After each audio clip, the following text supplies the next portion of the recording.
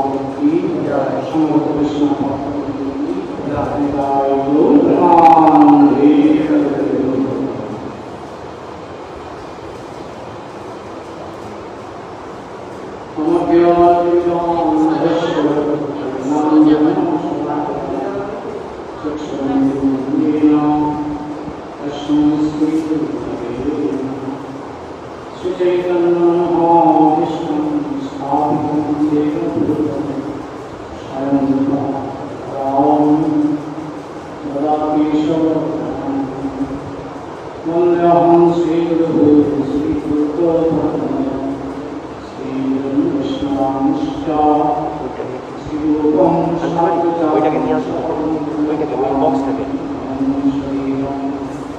सारवैतं सारभूतं परिजनसहितं कृष्ण चैतन्यदेवं श्रीराधाकृष्णपादं सहगणपतिभासि विशाखान्वितांश्च हे कृष्णकरुणा सिन्धु दीनबन्धु जगत्पते गोपेश गोपिकान्त राधाकान्त नमस्ते तप्तकाञ्चन गौराङ्गी राधिवृन्दावनेश्वरी विशोभानुसुते देवी प्रणमामि हरिप्रिये वञ्चाकल्पतरुभ्यश्च कृपासिन्धुभ्य एव च पतितानां पावनेभ्यो वैष्णवेभ्यो नमो नमः।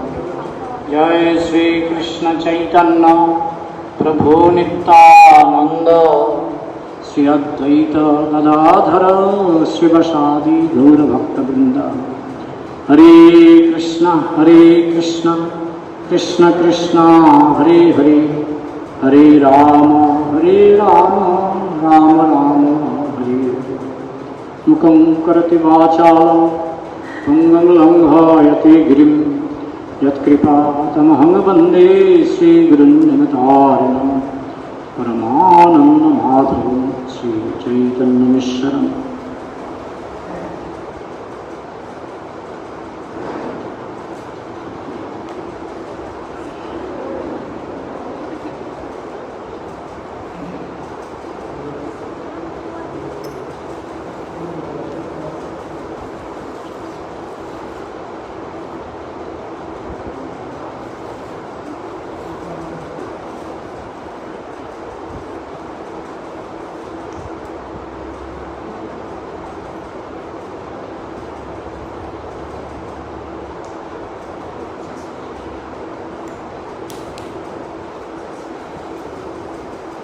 श्रीमद् भागवत द्वितीय स्कंद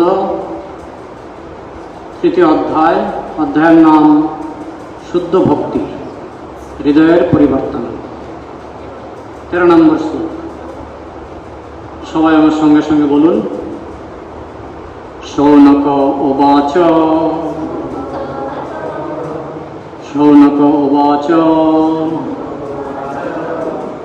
इत्तभिविरितं राजा निशम्य भरतर्षभ किमन्नत् पृष्ठवान् भूय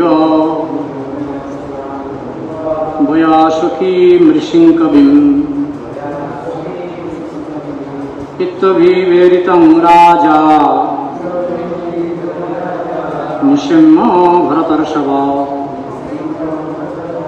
किमन्नत् पृष्ठवान् भूय वयासुखीं ऋषिङ्कवि। शौनक उवाच इत्तभिविरितं राजा निशम्य भरतर्षभ किमन्नत् पृष्ठवान् भूय वयासुखीं ऋषिङ्कविम्। কেউ বলবেন এই শ্লোকটা? ইত্তভিবিরিतं রাজা নিশম্য ভরতর্ষভ কিমন্নৎ পৃষ্ঠবাन् ভূয় वयासुखीं ऋषिङ्कविम्।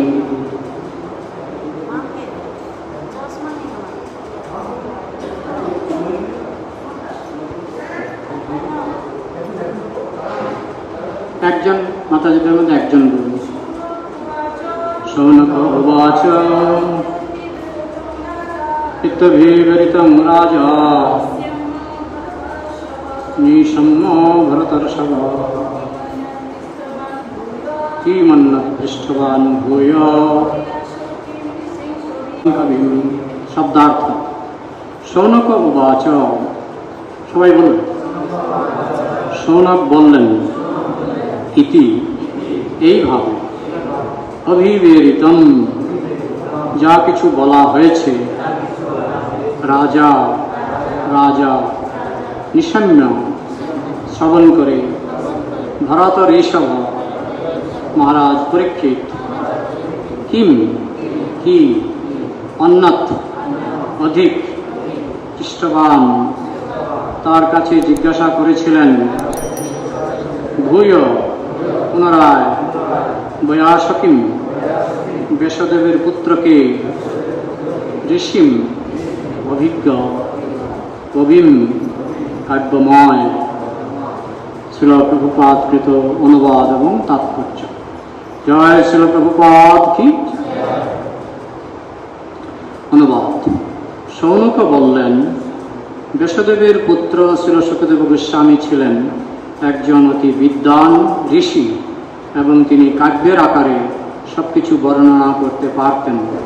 তার কাছ থেকে এসব বিষয় শ্রবণ করার পর পরীক্ষিত মহারাজ তাকে পুনরায় কি জিজ্ঞাসা করেছিলেন।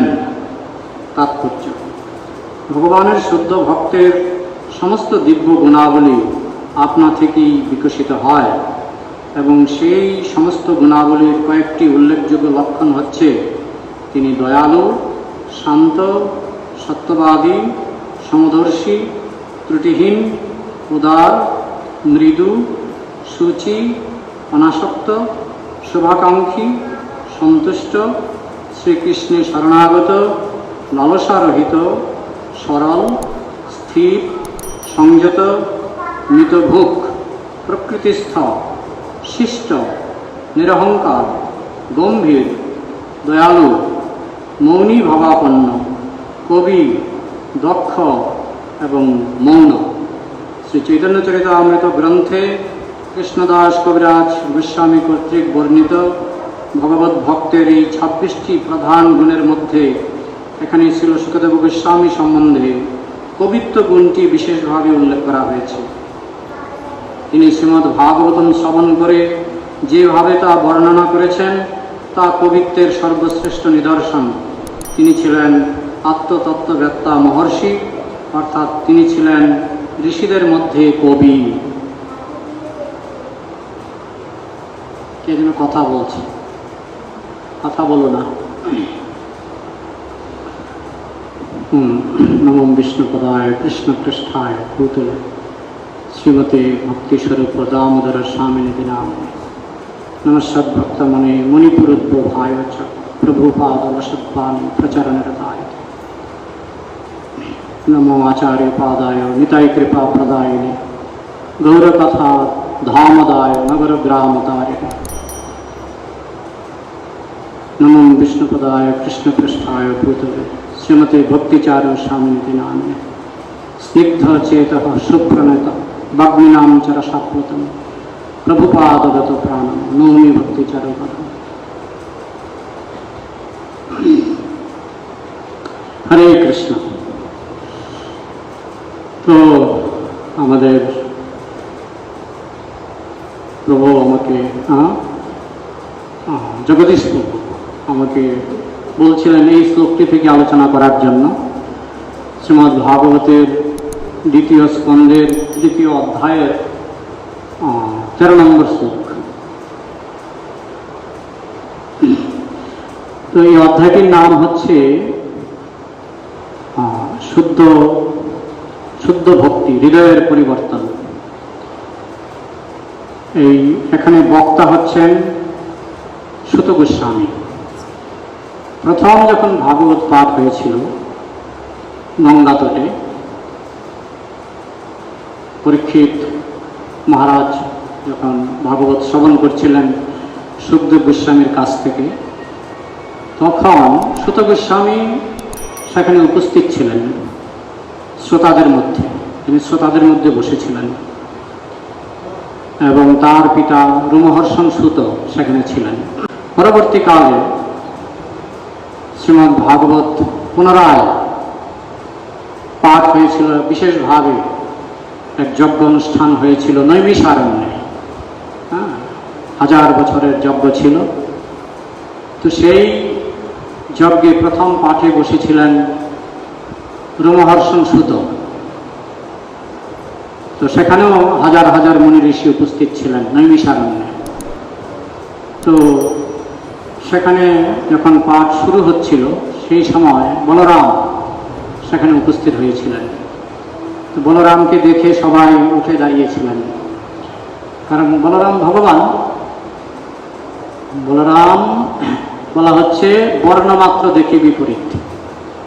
বলরামকে অভিন্ন কৃষ্ণ বলা হয়। কৃষ্ণ রাস নাচ করেছেন, বলরামও রাস নাচ করেছেন। তো এই জন্য বলরাম শাস্ত্র বর্ণনা অনুসারে তিনি হচ্ছেন অভিন্ন কৃষ্ণ। তো ভাগবতের মূল আলোচ্য বিষয় কি? কৃষ্ণস্তু ভগবান স্বয়ং, এবং কৃষ্ণ এবং কৃষ্ণের বিভিন্ন অবতার। এই হচ্ছে ভাগবতের মূল আলোচ্য বিষয়। তো সেখানে ভগবান বলরাম সেখানে উপস্থিত। সবাই বুঝে গেছেন যে ভাগবতের মূল আলোচ্য বিষয় এখানে এসে গেছেন, তাই সবাই উঠে দাঁড়াবেন। কিন্তু উঠে দাঁড়াননি একজন, তিনি হচ্ছেন পাঠক। পাঠক মানে রোমহর্ষণ সুত। তো বলরাম দেখলেন যে তুমি ভাগবত পড়ছো বটে, কিন্তু ভাগবতের সিদ্ধান্ত জানো না। তো বলরাম কি করলেন, একটা ঘাস তুলে নিলেন, শুকনা ঘাস তুলে নিয়ে রোমহর্ষণ সুতের মাথায় ঘাসটাকে ছোঁয়ালেন। তো ঘাস ছোঁয়ালে কি হয়? ঘাস ছোঁয়ালে কিছু হয়? কিছু হয় না। কিন্তু রোমহর্ষণ সুতের সঙ্গে সঙ্গে দেহত্যাগ করলেন। বলরাম যেই ঘাসটা মাথায় ছোঁয়ালেন, সঙ্গে সঙ্গে রোমহর্ষণ সুত দেহত্যাগ করলেন। একদম বেশাসনে বসে দেহত্যাগ। তো সেখানে 10,000 মুনি ঋষি তারা যখন দেখলেন যে এইভাবে পাঠকেরই দেহত্যাগ হয়ে গেল, তখন তারা খুব বিনীতভাবে আবেদন করতে শুরু করলেন যে আমরা এখানে পাঠ শুনতে এসেছিলাম, তো এখন পাঠক ওনার মৃত্যু হয়ে গেল আপনার কৃপায়, তো এখন আমরা কিভাবে পাঠ শুনব? তখন বলরাম বললেন ঠিক আছে, ওনার ছেলে সুতকের স্বামী। আসলে সুত হচ্ছে জন্মসূত্রে তারা হচ্ছে শূদ্র জাতির অন্তর্ভুক্ত। ভাগবত থেকে আমরা এটা জানতে পারি যে শূদ্র পর্যন্ত বেশাসনে বসে হরিকথা বলতে পারে যদি যোগ্যতা থাকে। তো সুতকের স্বামীর সেই যোগ্যতা ছিল, না হলে রোমহর্ষণ সুতই বলুন আর সুতকের স্বামী তারা জন্মসূত্রে তারা শূদ্র পরিবারে জন্মগ্রহণ করেছিলেন।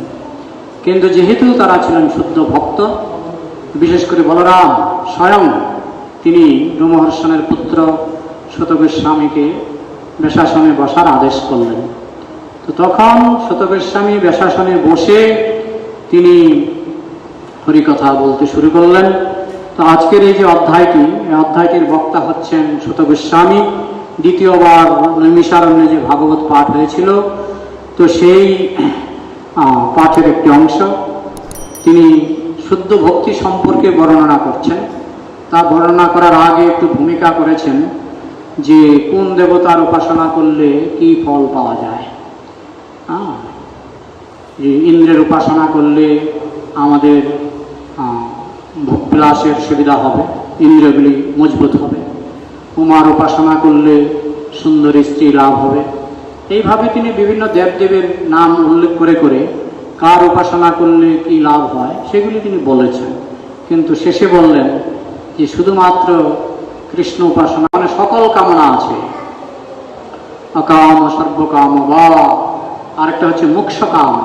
মোক্ষকাম মানে শুনুন, মোক্ষকাম মানে আমরা যেমন সাধারণ সহজ বাংলায় বলি ছেড়ে দে মা কেঁদে বাঁচি। তো এই জড়জগতের লাথি অনুসারে কেউ মুক্তিকামী, কেউ সর্বকামী, কেউ যোগী, কেউ জ্ঞানী, কেউ কর্মী। কিন্তু ভাগবতে এখানে বলছেন সবাই কৃষ্ণের ভক্তি। হাড়িতে জল আর চাল দিয়েছে, তাল গাছের উপর নিচে জ্বালিয়েছে একটা মোমবাতি। এটা কি তীব্র না তীব্র নয়? এটা কি তীব্র? বলুন, তীব্র নয়, তীব্র নয়। এই জন্য বলা হচ্ছে তীব্রেণ ভক্তি যোগেন, অর্থাৎ আগুনটা তীব্র হতে হবে। হ্যাঁ, যখন চুলাতে যখন হাঁড়িতে জল দিয়ে চাল ফেলে দেওয়া হয়, হ্যাঁ, চাল তো প্রথমে লাফায় না। কখন লাফায়? 100 ডিগ্রি সেলসিয়াস যখন হয় তখন লাফায়। হ্যাঁ, যেমন আমরা মন্দিরে প্রথমে নাচ ওঠে না, তারপর যখন মৃদঙ্গের বাজনা যখন 100 ডিগ্রি সেলসিয়াস হয়ে যায়, আর কীর্তনের তাল যখন 100 ডিগ্রি সেলসিয়াস হয়ে যায়, তখন ওই চুলাতে যেমন চাল যেমন গরম জলে 100 ডিগ্রি হলে পরে নাচতে শুরু করে, তখন আমাদেরও নাচ চলে আসে। এটা হচ্ছে তীব্র ভক্তি।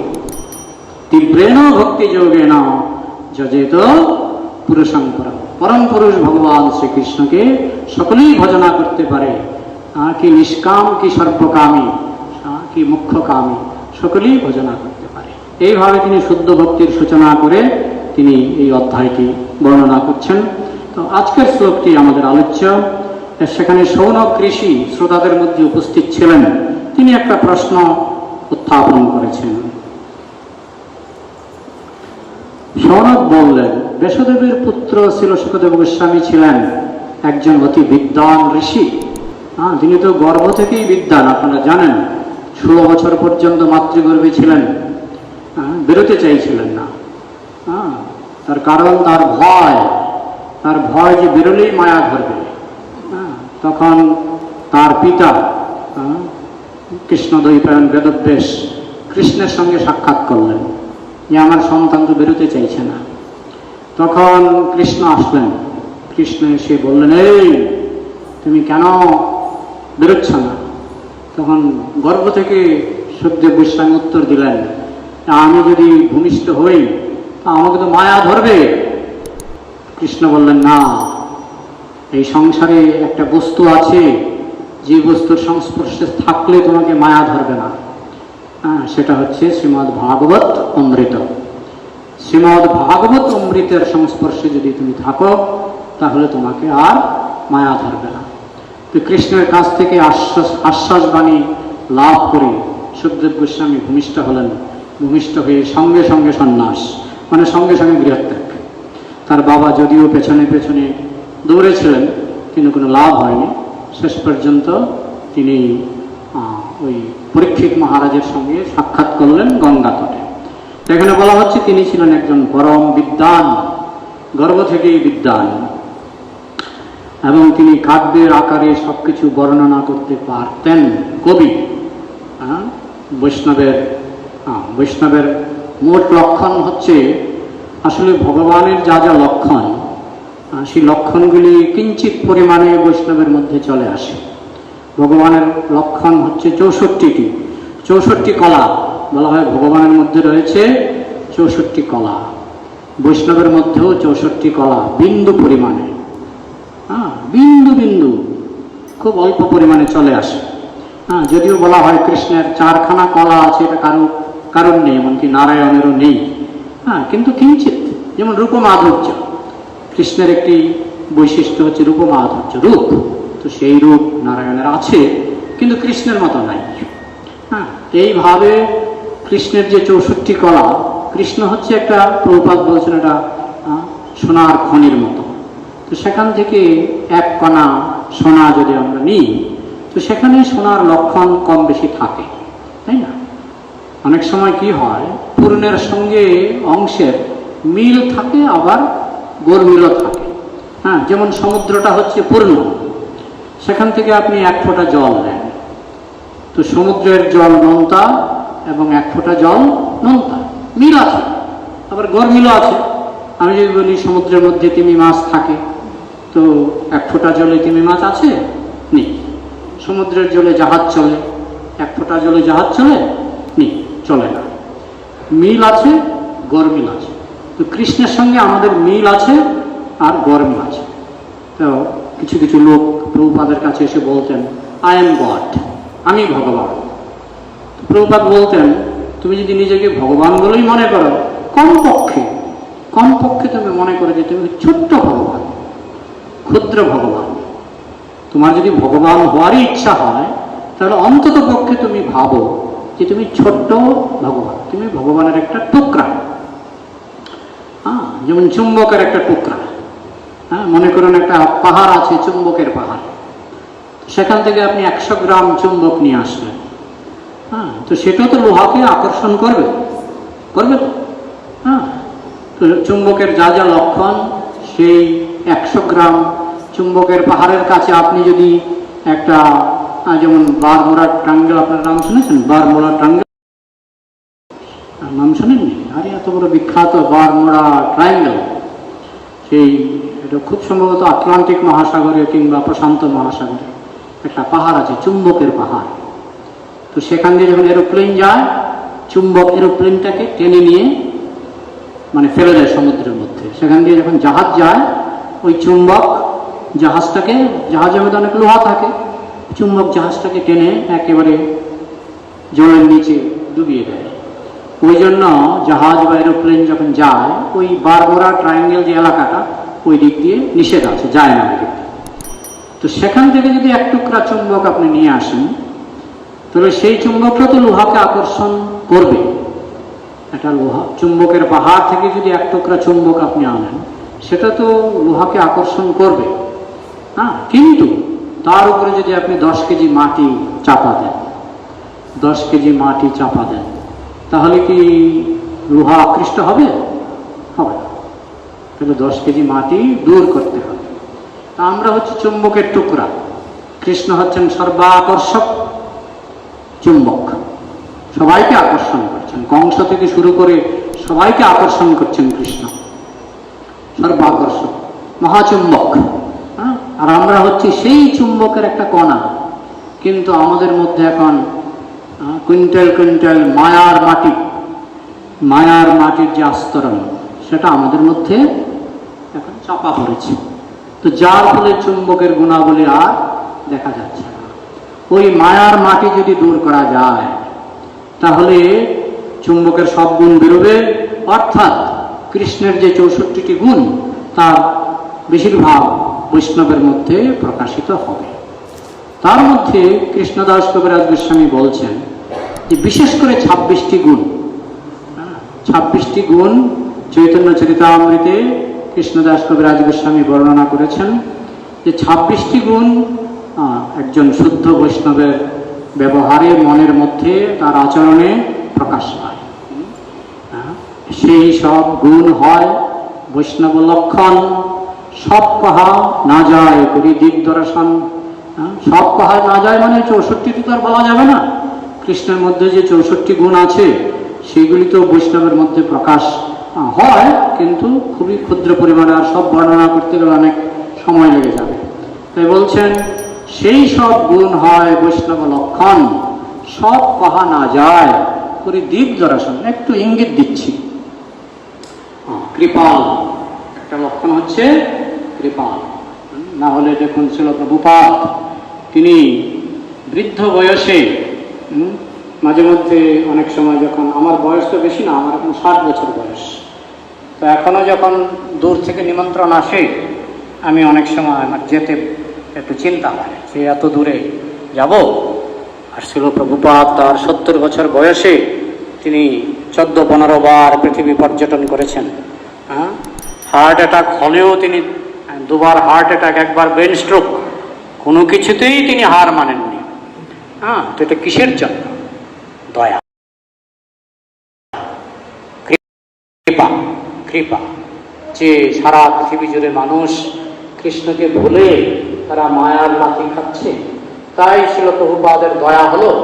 তাই তিনি বৃদ্ধ বয়সে হার্ট অ্যাটাকের ঝুঁকি নিয়ে, মৃত্যুর ঝুঁকি নিয়ে, দাঙ্গার ঝুঁকি নিয়ে তিনি এমন সব জায়গায় কৃষ্ণ ভাবনামৃত প্রচার করেছেন যেখানে দাঙ্গা হতে পারত। কারণ খ্রিস্টান, মুসলমান একটা ফিলিংস তো আছেই। ওই সব জায়গায় ছিল প্রভুপাদ ঝুঁকি নিয়ে, তিনি প্রাণের ঝুঁকি নিয়ে এবং বৃদ্ধ বয়সে তিনি যে প্রচার করেছেন, এটা হচ্ছে তার কৃপার লক্ষণ। যেমন বৃন্দাবনের স্বরগোস্বামী, এরা কেউ কম ছিলেন। এরা ছিলেন যেমন সনাতন গোস্বামী ছিলেন প্রধানমন্ত্রী, আর রূপ গোস্বামী ছিলেন অর্থমন্ত্রী। তাদের টাকা পয়সার অভাব ছিল না। রূপ গোস্বামী যখন গৃহত্যাগ করেছিলেন, এক নৌকা ভর্তি স্বর্ণমুদ্রা তিনি বিতরণ করে গেছিলেন। এক নৌকা ভর্তি স্বর্ণমুদ্রা এখন কোনো মানুষ কল্পনা করতে পারে?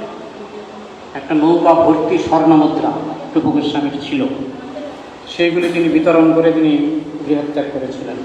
কিসের জন্য? বৃন্দাবনে গিয়ে কাঁথা পরে থাকতেন। আমাদের ইস্কনে আমরা টিপটপ থাকি, তার কারণ হচ্ছে আমাদের হচ্ছে প্রচারক সংস্থা। প্রভুপাদ নিজ ইস্ত্রি করা জামা পরতেন। অনেকে ভুল বুঝত যে প্রভুপাদ কেন ইস্ত্রি করা জামা পরছে। তার কারণ হচ্ছে প্রচার করতে গেলে আমার প্রধানমন্ত্রীর সঙ্গেও দেখা করতে হতে পারে, আর আমি যদি প্রধানমন্ত্রীর দরজায় বাজে কাপড় পরে যাই, আমাকে সেক্রেটারি আমাকে ঢুকতেই দেবে, তাই না? আমি যদি টাটা বিড়লার সঙ্গে দেখা করতে চাই, আমাকে একটু টিপটপ হয়ে যেতে হবে, না হলে আমাকে হয়তো দারোয়ান ঢুকতেই দেবে না। হ্যাঁ, প্রচারের জন্য টিপটপ। প্রভুপাদ বলছেন ফার্স্ট ড্রেস দেন অ্যাড্রেস। ড্রেস মানে প্রথমে ড্রেসটা ঠিকঠাক করা, তারপরে বক্তৃতা দাও। মানে কথা হলো প্রচার সংস্থা, আর তারা গ্রন্থ লিখেছেন। রূপ গোস্বামী, সনাতন গোস্বামী তারা গ্রন্থ লিখেছেন। তারা কি পড়তেন? তারা আমাদের মতো ইস্ত্রি করা কাপড় পরতেন না। তারা পরতেন কণ্ঠাশ্রিত, গোপিন কণ্ঠাশ্রিত কাঁথা। কাঁথা মানে কি আপনারা জানেন, যে ছিঁড়া কাপড়টা যেটা ফেলে দেওয়া হয়, এটা পুরনো শাড়ি, পুরনো ধুতি, এটা ফেলে দেওয়া হয়, সেগুলি জোড়া দিয়ে দিয়ে, জোড়াতালি দিয়ে দিয়ে এটা কাঁথা। আজকাল চলটা একটু কমে গেছে, কিন্তু আমরা দেখেছি কাঁথা। আপনারা কাঁথা তো সবাই দেখেছেন না? হ্যাঁ, কাঁথা পড়তো তারা, কাঁথা। সনাতন গোস্বামীর ভগ্নিপতি ওনাকে একটা দামি কোট দিয়েছিলেন। তো মহাপ্রভু সেই কোটের দিকে বারবার তাকাচ্ছিলেন বলে বুদ্ধিমান মন্ত্রী সনাতন গোস্বামী বুঝে গেলেন এই কোটটা মহাপ্রভুর পছন্দ নয়। তাই তিনি নদীর কিনারে গিয়ে দেখলেন এক বাঙালি ভক্ত একটা কাঁথা জলে ভিজিয়ে কাচ্ছে। তখন সনাতন গোস্বামী বললেন, ভাই তুমি আমার এই কোটটা নিয়ে যাও, তোমার এই কাঁথাটা আমাকে দেবে? তো সেই বাঙালি গেলেন রেগে, আমার সঙ্গে ঠাট্টাই আর কি হচ্ছে না, কারণ এত বড় দামি কোট দিয়ে তুমি আমার ছেঁড়া কাঁথা নিচ্ছ। তো সনাতন গোস্বামী খুব সিনসিয়ারলি বললেন, না আমি তোমার সঙ্গে ঠাট্টা করছি না, তুমি দয়া করে আমাকে কাঁথাটা দাও। তো ওইখান থেকে কাঁথা নিয়ে যখন মহাপ্রভুর সঙ্গে দেখা করলেন, মহাপ্রভু খুশি হলেন যে তুমি যারা ভালো ডাক্তার, তারা রোগ যখন নিরাময় করে তারা 100% নিরাময় করে।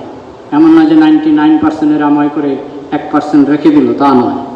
হ্যাঁ, রোগ সারি সৎ বৈদ্য না রাখে রোগ শেষ, এরকম কিছু একটা কথা চৈতন্য চরিতামৃতে আছে। যাই হোক, এই যে কাঁথা পরে শুকনা রুটি চানা চিবায়, চৈতন্য চরিতামৃতে আছে।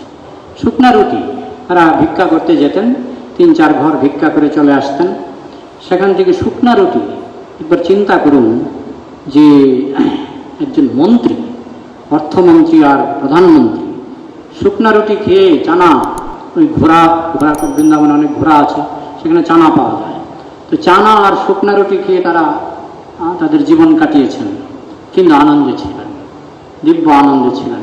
প্রভুপাদ বলছেন যে দেশবন্ধু চিত্তরঞ্জন, তিনি যখন দরিদ্র হয়ে গেলেন, তার টাকা পয়সা সব হারিয়ে তিনি দরিদ্র হয়েছিলেন এক সময়, সব দান দক্ষিণা করে দেশবন্ধু চিত্তরঞ্জন দরিদ্র হয়েছিলেন। তার কিছুদিন পরে তিনি মারা গেলেন, কারণ দারিদ্র্যের যন্ত্রণা তিনি সহ্য করতে পারছিলেন না। প্রভুপাদ বলছেন রূপ গোস্বামী পারলেন, সনাতন গোস্বামী, বৃন্দাবনের স্বর গোস্বামী, সবাই ধনী পরিবারের সন্তান, সবাই প্রতিষ্ঠিত পরিবারের সন্তান, সবাই দারিদ্র্যের জ্বালা সহ্য করতে পারলেন, দেশবন্ধু চিত্তরঞ্জন কেন পারলেন না? তার কারণ হচ্ছে দেশবন্ধু চিত্তরঞ্জন তিনি বিষয় ত্যাগ করেছেন, কিন্তু কৃষ্ণকে ধরেননি। আর এদিকে বৃন্দাবনের স্বর গোস্বামী, তারা বিষয় ত্যাগ করেছিলেন, কিন্তু তারা কৃষ্ণকে আঁকড়ে ধরেছিলেন। হ্যাঁ, এইভাবে তারা কৃষ্ণকে আঁকড়ে ধরে তারা সবসময় গ্রন্থ লিখেছেন। তাদের গ্রন্থই তো ছিল প্রভুপাদ, তার গ্রন্থে তিনি আরো সরল ভাষায় আমাদেরকে দিয়েছেন। তো এই যে তারা এত কষ্ট স্বীকার করেছেন, সেটা হচ্ছে তাদের করুণা, কৃপা। এটা হচ্ছে বৈষ্ণবের একটা লক্ষণ, কৃপালু, অকৃতদ্রোহ, কারোর সঙ্গে শত্রুতা নাই, বৈষ্ণবের কোনো শত্রু নাই। যেমন যুধিষ্ঠির মহারাজকে বলা হয় অজাতশত্রু।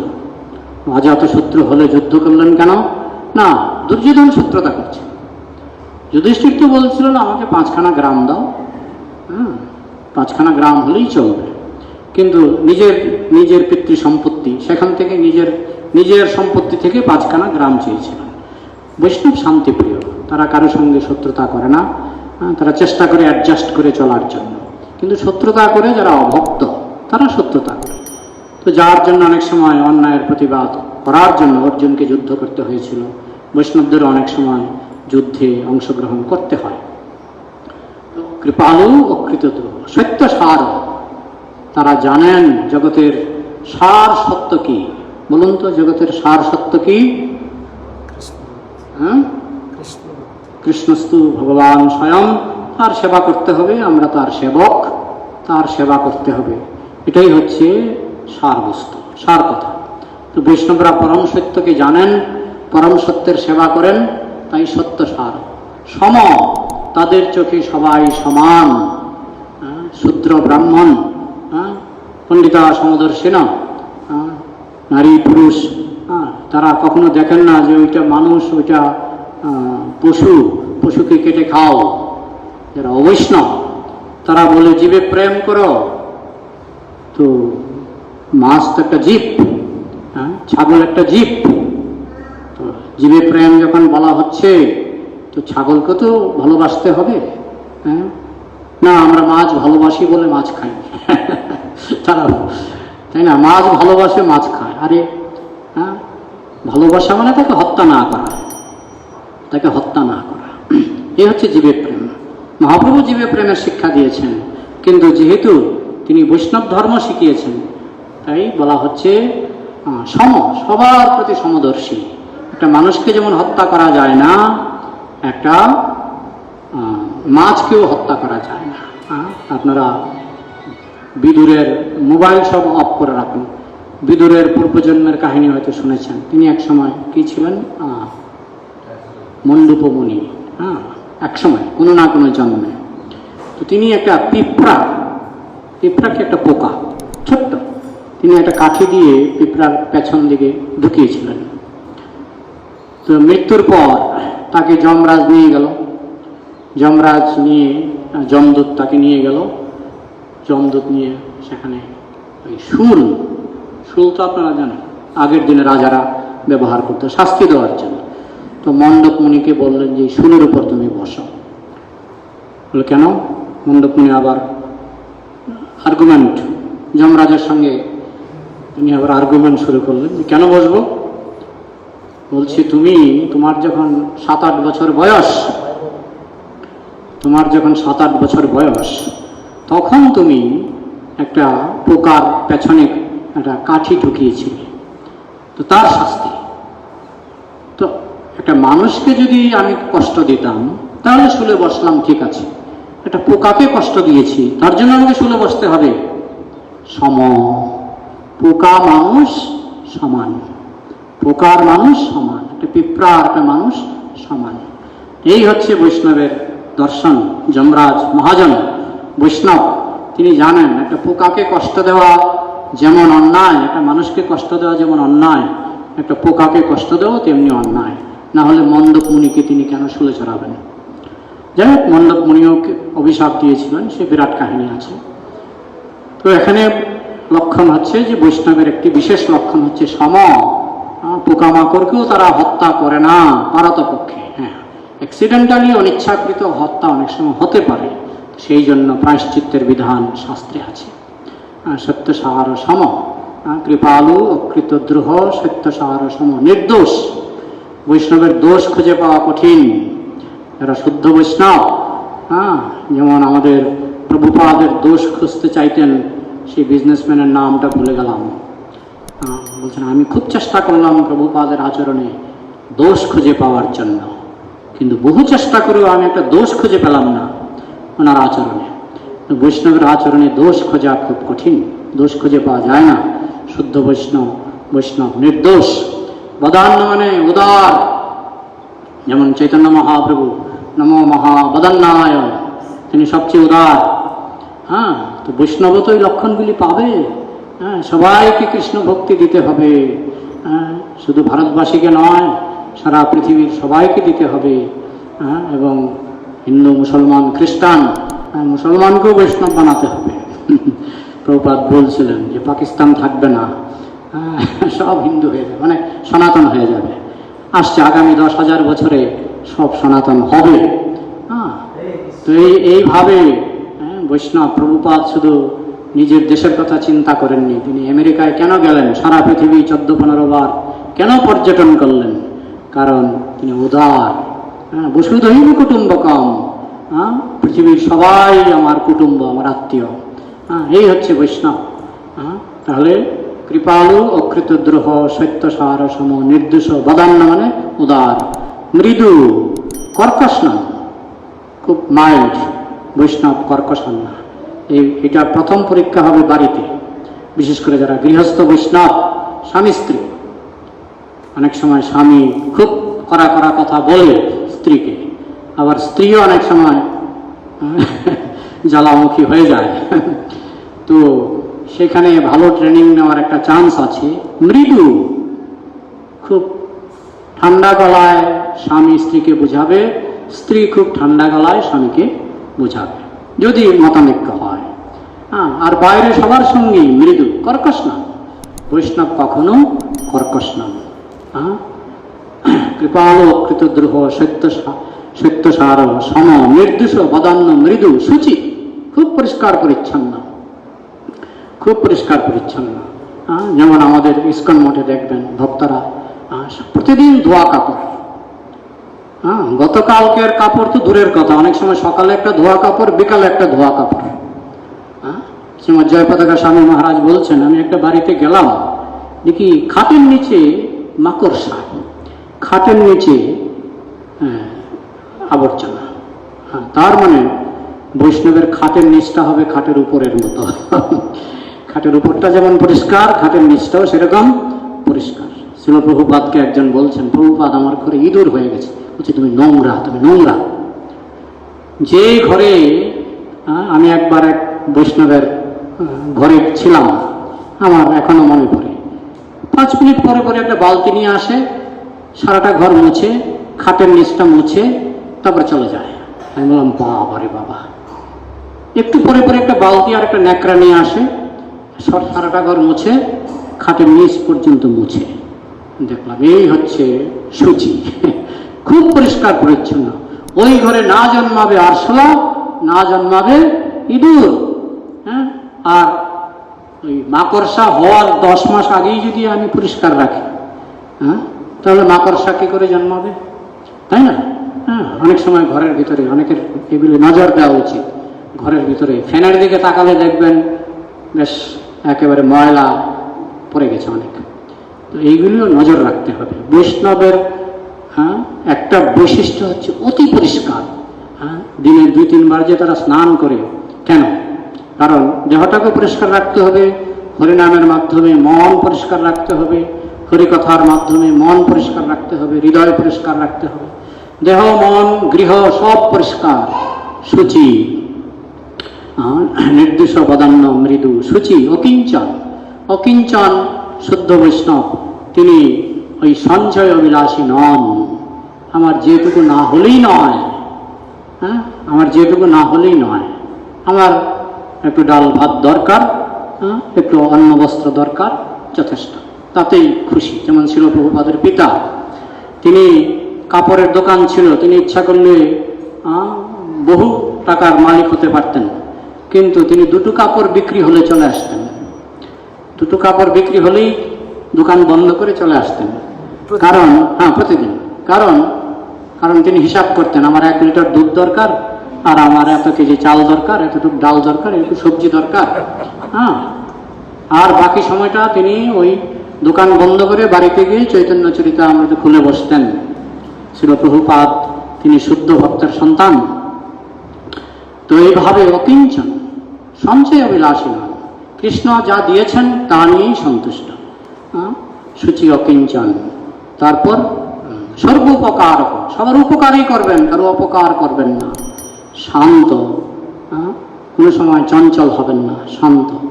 সর্বোপকারক শান্ত কৃষ্ণৈক শরণ, সর্বাবস্থাতেই কৃষ্ণ ভরসা। আমার মন মতো কিছু পেলাম, আমার কোনো যোগ্যতা নেই, কৃষ্ণ আমাকে এক্সট্রা বকশিস দিয়েছেন। আর আমার মনের বিরুদ্ধে কিছু পেলাম, তাও কৃষ্ণ আমাকে আরও বেশি শাস্তি দেওয়ার কথা ছিল, আরও বেশি কষ্ট দেওয়ার কথা ছিল, কৃষ্ণ আমার কষ্ট কমিয়ে দিয়েছেন। যে প্রভুপাদের আঙুল কাটা শুনেছেন, প্রভুপাদ আঙুল কেটে ফেলেছিলেন একবার। শিষ্য জিজ্ঞেস করছে, প্রভুপাদ আপনি কৃষ্ণের এত প্রিয় ভক্ত, আপনারও আঙুল কেটে গেল? প্রভুপাদ বলছেন, আমি বহু জন্ম জন্মান্তরে এত পাপ করেছি, আজকে আমার গলা কাটা যাওয়ার কথা ছিল, কিন্তু কৃষ্ণ এতই করুণাময় যে গলা কাটা কমিয়ে তিনি আমার আঙুলটা কেটে দিলেন। এই হচ্ছে বৈষ্ণবের চিন্তা। শুচি অকিঞ্চন নির্দোষ বদান্য মৃদু শুচি অকিঞ্চন সর্বোপকারক শান্ত কৃষ্ণৈক শরণ, সর্বাবস্থায় কৃষ্ণই ভরসা। কৃষ্ণ যা করেন মঙ্গলের জন্যই করেন। সময় কম, না হলে আরও সেই মন্ত্রীর কাহিনী আপনারা হয়তো শুনেছেন। তো সবসময় কৃষ্ণ যা করেন ভালোর জন্যই করেন। আমার রোগ হলেও কৃষ্ণ যা করেছেন ভালোর জন্যই করেছেন। আমি যখন যে পরিস্থিতিতে থাকি কৃষ্ণ যা করেন ভালোর জন্যই করেন। যদি টাকা আসে কৃষ্ণ দিয়েছেন, যদি না আসে সেটাও কৃষ্ণ বুঝে শুনেই দিচ্ছেন না। কৃষ্ণ জানেন একে টাকা দিলে মদ খাবে, একে টাকা দিলে দুষ্টামি করবে, কৃষ্ণ জানে, তাই অনেক সময় কৃষ্ণ টাকা দেয় না। আবার কৃষ্ণ জানে একে টাকা দিলে আমার সেবায় প্রয়োগ করবে, যেমন প্রভুপাদ, ওনাকে টাকা দিয়েছেন, উনি সারা পৃথিবীতে কৃষ্ণ মন্দির করেছেন। তো কৃষ্ণ জানে কাকে টাকা দিলে সে ভালো থাকবে, কাকে টাকা দিলে নষ্ট হবে, বা তাকে যদি এত টাকা দেই সে ভালো থাকবে, এর বেশি দিলে সে নষ্ট হবে। কৃষ্ণ হিসাব করে করে ভক্তকে টাকা দেয়। যে কৃষ্ণ জানে একে যদি আমি কোটিপতি বানাই নষ্ট হবে, মদ খাবে, ছেলে মেয়েগুলি নষ্ট হবে। কৃষ্ণ জানে, তাই তাকে কোটিপতি নয় হয়তো লাখপতি বানিয়ে রেখে দেয়। আবার যদি দেখে লাখপতি হলেও বদমাইশি করবে, কৃষ্ণ আবার আরো কমিয়ে দিতে পারে। তো কৃষ্ণ যা করেন ভালোর জন্যই করেন, তাই কৃষ্ণই শরণ। কৃষ্ণ ভক্ত সবসময় সর্বধর্মান পরিত্যজ্য মাম একং শরণং ব্রজ, সবসময় কৃষ্ণের শরণ। সর্বোপকারক শান্ত কৃষ্ণকে শরণ। অকাম, তার কোনো জড়জাগতিক জঘন্য কামনা বাসনা তার নেই। অকাম, নিরীহ, বৈষ্ণবের লক্ষণ। আমরা বলি না লোকটা খুব নিরীহ। অকাম, নিরীহ, স্থির। বলা হচ্ছে যস্মিন স্থিত না দুঃখে না গুরু না আপনি বিচাল্যতে, গুরুতর দুঃখেও বিচলিত হন না, স্থির। যেমন যুধিষ্ঠির যুদ্ধে স্থির, সর্বাবস্থায় বৈষ্ণব স্থির। তারপরে বিজিত অকাম, নিরীহ, স্থির, বিজিত সরগুণ। ছয়টা যে উপদেশামৃতের যে প্রথম শ্লোক, যে বাচবেগ, মনসবেগ, ক্রোধবেগ, এই ছয়টা বেগ তিনি জয় করেছেন, বিজিত সরগুণ। তারপরে কি অকাম, নিরীহ, স্থির, বিজিত, মিতভোগ, বেশিও খাবেন না কমও খাবেন না, ব্যালেন্স ডায়েট। মিতভোগ, অপ্রমত্ত, পাগল নন। আজকাল কলিযুগে 99.9% মানুষ পাগল, ভালো পাগল। মানে সারাদিন টিভি নিয়ে বসে থাকে, তাই না? কারণ সময় নষ্ট হচ্ছে। হরিকথা, হরিনাম, হরিনাম জপ, হরিকথা নিয়ে থাকলে সময়টা, এই দুর্লভ মনুষ্য জন্মের সময়টা সঠিকভাবে উপযোগ হবে। তো মানুষ নানাভাবে সময় নষ্ট করছে, মানে ম্যাক্সিমাম হচ্ছে পাগল। মিতভোগ, অপ্রমত্ত, মানদ, সবাইকে সম্মান দেবে, অমানি নিজে সম্মান প্রত্যাশা করবে না। তো সময় অনেক হয়ে গেল, আমি একটু প্রশ্ন উত্তর নিতে চাইছিলাম যদি সময় থাকে। যদি সময় থাকে 2-4টা প্রশ্ন। বলুন, কারো কিছু প্রশ্ন থাকলে হাত তুলবেন। এই প্রশ্ন এটা করতে চাই, বলুন।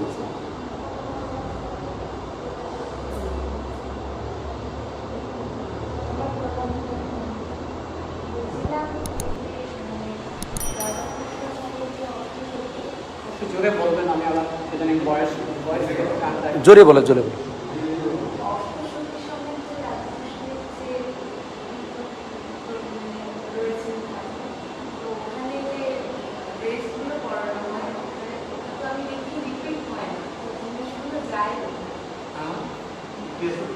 যে ড্রেস পরানো হয় অষ্টসখী সহ রাধাকৃষ্ণকে প্রত্যেক দিন, সেই ড্রেসটা প্রত্যেক দিন তো নতুন ড্রেস পরানো হয়, সেটা কোথায় যায়?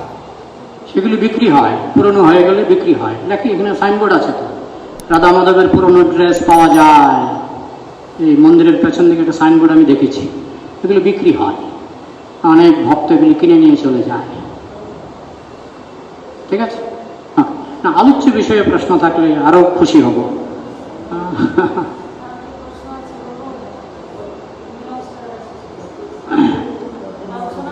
প্রাসঙ্গিক প্রাসঙ্গিক প্রশ্ন যেটা আলোচনা হলো আজকে, বৈষ্ণবের গুণ কোথায়? হ্যাঁ,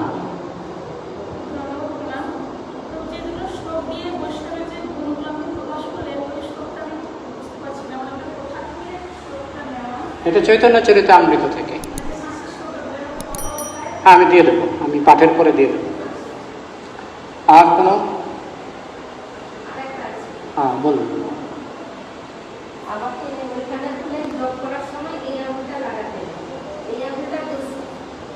এটাকে বলা হয় তর্জনী। আমাদের যে মুদ্রা আছে না, মুদ্রা, আমাদের বৈদিক শাস্ত্রে মুদ্রা আছে। হ্যাঁ, যেমন এটা হচ্ছে তর্ক, তোকে আমি দেখে নেব। এটা কি? আমরা কি এবার বলি তোকে আমি দেখে নেব? বলি? হ্যাঁ, তোকে আমি দেখে নেব। হ্যাঁ, তর্ক করলে আমাদের এই আঙ্গুলটা সবার আগে উঠে। তো মুদ্রার মধ্যে এই যে পূজার সময় পূজারীরা মুদ্রা করে, কোন আঙুল দিয়ে কী করতে হবে ওদের জানা আছে। এটা হচ্ছে তার্কিক, কুতার্কিক।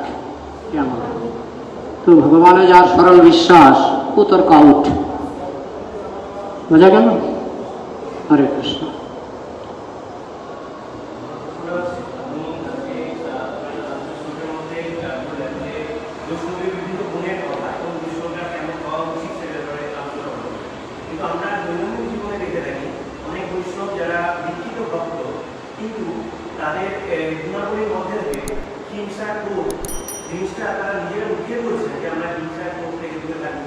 বাড়িতে বৈষ্ণব সেবা দিচ্ছেন, কিন্তু অনেক পেছনে কথা বলছেন, ওনাদের উপলব্ধি কি আসবে না? তারা কি পথ অনুসরণ করতে হবে, তাদের সাথে কিরকম ব্যবহার করা উচিত? এখন প্রথম ব্যাপার হলো আমার নিজেকে আগে দেখতে হবে যে আমি কতটুকু। তো প্রথমে নিজেকে সংশোধন করার চেষ্টা করতে হবে। পাশাপাশি এটাও বুঝতে হবে, আমি যে চুম্বক আর মাটির এক্সাম্পল দিলাম, এখন মনে করেন একটা চুম্বকের উপরে 10 কেজি মাটি আছে, কেউ 1 কেজি সরিয়েছে, কেউ 2 কেজি সরিয়েছে, কেউ 3 কেজি সরিয়েছে। যে 10 কেজি সরাতে পেরেছে, যেমন ছিল প্রভুপাদ, হ্যাঁ, তার উপরে কোনো আর মায়ার আস্তরণ নাই। তাই তার মধ্যে বৈষ্ণবের সব গুণগুলি তো সবার মধ্যেই আছে। কারণ চুম্বকের গুণ তো আর নষ্ট হয়নি। মাটি চাপা পড়েছে বলে কি চুম্বকটা পচে গেছে? হ্যাঁ, জীবের স্বরূপ হয় কৃষ্ণের নিত্য দাস। যে একজন খুনি, তার মধ্যেও কৃষ্ণের গুণ রয়ে গেছে, কিন্তু সেটা মাটি চাপা পড়ে আছে। তো সেটাকে হরিনাম হরিকথার মাধ্যমে মাটি সরাতে সরাতে, যেমন দস্যু রত্নাকর যেমন মহারিষি বাল্মীকি হয়ে গেলেন, জগাই মাধাই যেমন মহাবৈষ্ণব হয়ে গেলেন, চাপাল গোপাল মহাবৈষ্ণব হয়ে গেলেন, ঠিক সেরকম সবাই বৈষ্ণব, শুধু চাপা পড়ে আছে। সবাই চুম্বক, মাটি চাপা পড়ে আছে। এই মাটিটা সরাতে হবে। যে যতটুকু সরাতে পেরেছে তার মধ্যে সেই গুণগুলি প্রকাশিত, তাই না? তো সেই রকম আমরা বিভিন্ন স্তরে আছি। হ্যাঁ, কারোর মধ্যে মাটি বেশি, কারোর মধ্যে মাটি কম, কারোর মধ্যে মায়ার আস্তরণটা প্রগাঢ়, কারোর মধ্যে মায়ার আস্তরণটা হালকা, আর কেউ আছে সম্পূর্ণ মায়ামুক্ত, যেমন বৃন্দাবনের সর্বস্বামী ছিল প্রভুপাদ, তারা সম্পূর্ণ মায়ামুক্ত। তাদের কাছে আমরা যেটা প্রত্যাশা করতে পারি, সাধারণ বৈষ্ণবের কাছে আমরা সেটা প্রত্যাশা করতে পারি না। সেক্ষেত্রে আমি যদি আগে আমার নিজেকে সংশোধন করার চেষ্টা করি, যে আমাকে বাংলাতে না হিন্দিতে একটা কথা আছে, জানি না ভাষাটা কি, আপ ভালা তো জগৎ ভালা, শুনেছেন নাকি? আপ ভালা তো জগৎ ভালা আমাদের গ্রামে চলতো, মানে নিজে ভালো হলে জগতের সবাই ভালো। আমি যদি নিজে ভালো হই, জগতের সবাই ভালো। আপ ভালা তো জগৎ ভালা। হ্যাঁ, তো যাই হোক, প্রথমে আমার নিজের দিকে নজর দিতে হবে। তারপরে হ্যাঁ, অন্যান্য বৈষ্ণবের মধ্যে সবাই এক স্তরে থাকবে না, সবাই মায়ার আস্তরণ থেকে সমানভাবে মুক্ত নয়। আমাদের এই জন্যই তো তরুরূপী সহিষ্ণু না, আমাদের সহ্য করতে হবে, অ্যাডজাস্ট করতে হবে। ঠিক আছে? হ্যাঁ,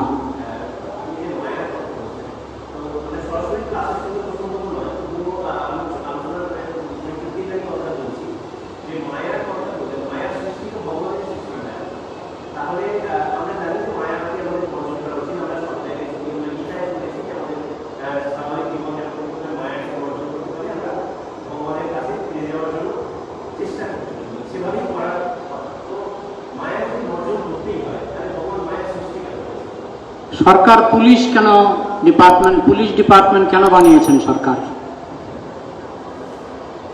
বলুন, পুলিশ ডিপার্টমেন্টটা সরকার কেন বানিয়েছেন? পুলিশ যখন দেখবে কেউ ক্রিমিনাল, পুলিশ কি করবে? লাঠিপেটা করবে। আবার আমি যদি গিয়ে পুলিশকে বলি আমাকে বাঁচান, আমার পেছনে একজন খুনি দৌড়াচ্ছে, পুলিশ কি করবে? হ্যাঁ, আমাকে সুরক্ষা দেবে।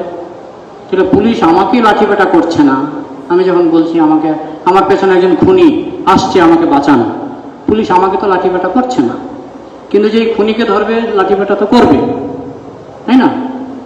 তো একই পুলিশ কাউকে লাঠিপেটা করছে, কাউকে আদর করে যত্ন করছে। হ্যাঁ, তো মায়া হচ্ছে কৃষ্ণের পুলিশ। এখন কৃষ্ণ কেন মায়াকে বানিয়েছেন? যেহেতু পুলিশের দরকার আছে। হ্যাঁ, তবে সরকারের পুলিশ তারা এত এক্সপার্ট না, কিন্তু মায়া এত এক্সপার্ট যে খুব সহজেই কৃষ্ণ বলি সেই যে ভগবাঞ্ছা করে নিকটস্থ। উত্তর পেলেন? হুম হুম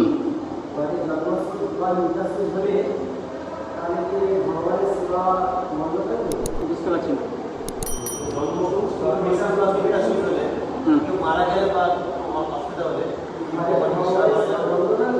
সাধারণত যারা অতি শুদ্ধ ভক্ত তারা সর্বাবস্থাতেই কৃষ্ণ সেবা করতে পারে। যারা 100% শুদ্ধ ভক্ত তারা সর্বাবস্থাতেই কৃষ্ণ সেবা করতে পারে। হ্যাঁ, তাদের কোনো অসুচ নেই। কিন্তু আমরা যারা শুদ্ধ ভক্ত নই, আমাদের ক্ষেত্রে কিছু বিধিনিষেধ আছে। হয়তো কেউ মারা গেল, আমি পূজা করতে করতে একটু চোখের জল ফেললাম, হ্যাঁ, সে আমার আত্মীয় স্বজনের জন্য একটু কান্না করলাম, একটু পূজা করলাম, বা মনটা ভারাক্রান্ত মন নিয়ে কৃষ্ণকে তুলসী দিচ্ছি বটে, মনটা পড়ে আছে যে শ্মশানে গিয়েছিলাম, সেখানে আমার মন খুব ভারাক্রান্ত, অর্থাৎ আমার প্রেমটার তখন কৃষ্ণে নাই, মনটার কৃষ্ণে নাই, মনটা তখন আমার দুশ্চিন্তায় মগ্ন। তো সেসব ক্ষেত্রে বলা হচ্ছে যে কিছুদিন অসুচ পালন করা ভালো। সেক্ষেত্রে আত্মীয় স্বজনের বাড়িতে যদি বা অন্য কোনো ভক্তের বাড়িতে যদি বিগ্রহ পূজা হয়, যে প্রভু আমার বিগ্রহটা দুদিন একটু পূজা করবেন, নিরুপায় ক্ষেত্রে কি করা যায়? প্রভুপাদ বলছেন নেই মামার চেয়ে কানা মামা ভালো। নিরুপায় ক্ষেত্রে প্রভুপাদ অনেক ডিসকাউন্ট দিয়েছেন, কিন্তু সাধারণ নিয়ম হচ্ছে আমরা যারা শুদ্ধ ভক্ত নই আমরা অসুচ পালন করব এবং আমাদের বিগ্রহ অন্য কোনো ভক্তের বাড়িতে আমরা দিতে পারি। ঠিক আছে? হ্যাঁ, আমাদের কৃষ্ণ চৈতন্য প্রভু। হ্যাঁ, এখন মায়া তো দুষ্টামি না করলে তো মায়া ধরবে না। মায়া তখনই চাপটিয়া ধরে যখন আমরা দুষ্টামি করতে চাই। আমরা যদি দুষ্টামি না করি, সবসময় সাধু সঙ্গে হরিকথা হরিনাম নিয়ে থাকি, তাহলে মায়া আমাদের ধরবে না। হ্যাঁ, কিন্তু আমরা যদি লুডো খাই, তামাকু খাই, সেই গল্প তো শুনেছেন, একটা জমিদারের ছেলে তামাক খেত ছোটবেলা থেকে। যখন তামাক খেত তখন তামাক খেতে খেতে তার জিভ ভারী হয়ে গেছে।